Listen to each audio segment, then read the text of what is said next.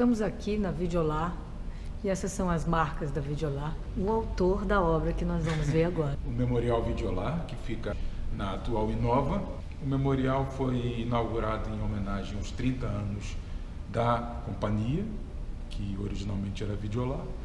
E a intenção do memorial é fazer a união da tecnologia, das mídias graváveis, sejam elas quais forem, desde as mídias ancestrais até as mais atuais, com o acervo em memorabilia do Dr. Lírio Parisotto. E aqui a intenção, o briefing do memorial era que tudo levitasse. Então, eu espero que vocês levitem junto conosco.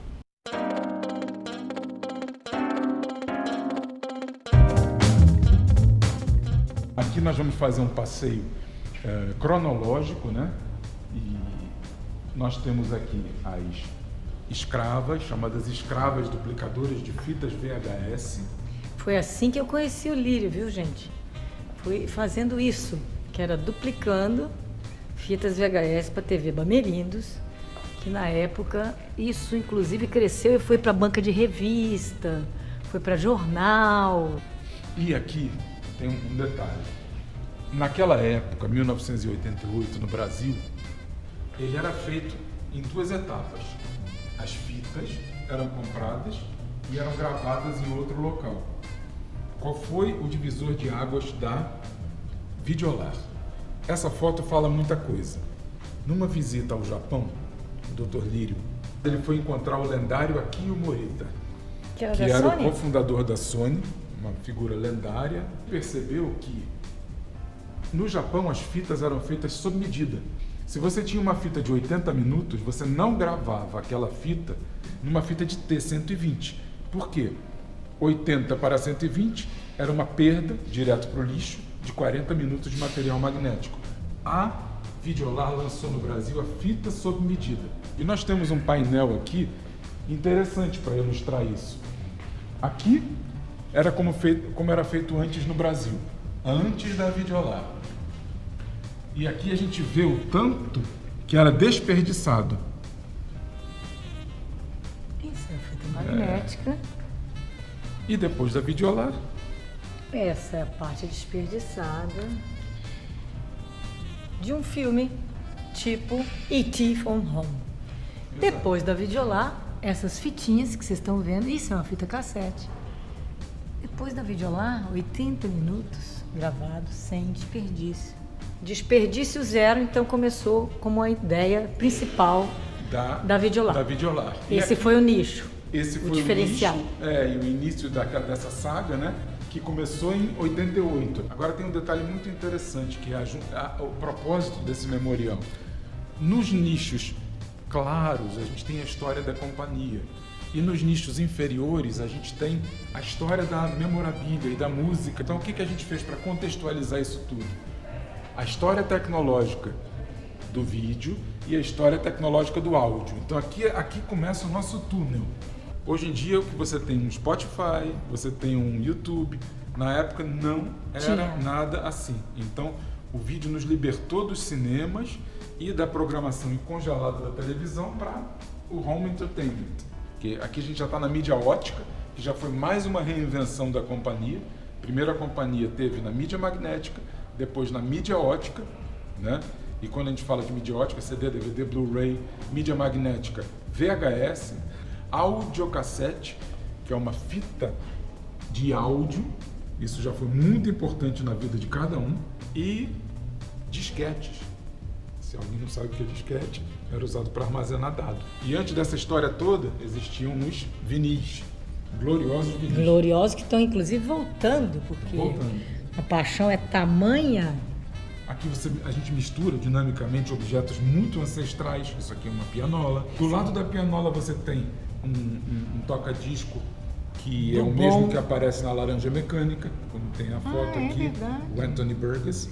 Agora eu posso fazer já uma pergunta que já deve estar todo mundo se fazendo? Por favor. Quem veio juntando esses pedacinhos? Quem foi a pessoa que teve essa vontade da memória, do pertencimento? Do pertencimento da memória foi o próprio Lírio, que valoriza a história até um meio de transformação. Exatamente. Ó, a transformação vocês já podem ver de onde nós passamos, ó, a caixinha do disquete, que a Nipponic era a marca deles, até colorida, e aí a gente vai vindo já para o digital. Aqui nasceu o DVD. E o cinema? Como é que o cinema entrou nessa história? O cinema entrou quando a gente leva para o Brasil todo, para os interiores, para as residências, todo o cinema que antigamente eram as salas, continuam sendo, e as cópias e todo aquele trabalho que você não tinha em pequenas cidades, a disseminação da cultura e, obviamente, o home video no mundo, mas muito particularmente e de uma forma única no mundo inteiro, a Videolar, com um sistema que pulverizava no país inteiro o home video a partir de Manaus, o cinema se disseminou de uma maneira muito mais poderosa. Eu quero ver quem não tem essas coisas na sua casa. Essa roupa foi usada pelo Gary Cooper. A gente tem, sempre levitando no memorial, a gente tem peças originais de Hollywood, né? Tem uma força, tanto tem que as pessoas param um pouco, se detêm aqui nessa roupa, é como se a pessoa estivesse aqui. Isso aqui, por exemplo, até hoje existe, ó, que é o Oscar. O Oscar é exatamente de todos esses filmes que passaram por todas essas empresas que trabalharam com a Videolar. Polistireno, todo o caminho, utilíssimo grão. Esse painel que a gente acaba de mostrar, que a Valéria acabou de mostrar, representa a nossa entrada como fabricante de poliestireno. A empresa se deu conta de que poderia fabricar o próprio poliestireno e fornecer para todos os fabricantes do polo industrial de Manaus, de materiais escolares, de televisores. Aqui a companhia, que sempre trabalhou com plástico e sempre trabalhou com Hollywood, aqui a companhia se reinventa numa petroquímica.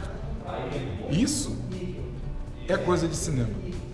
E esse gigante aqui é um molde. Vocês imaginam que para fazer um estojo de plástico é necessário um molde dessa magnitude, dessa precisão. Voltamos para a nossa área. CD, DVD, flash disk.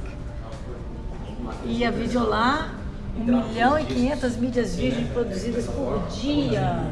Isso nós estamos no ano de 2007. Nós estamos no ano de 2007.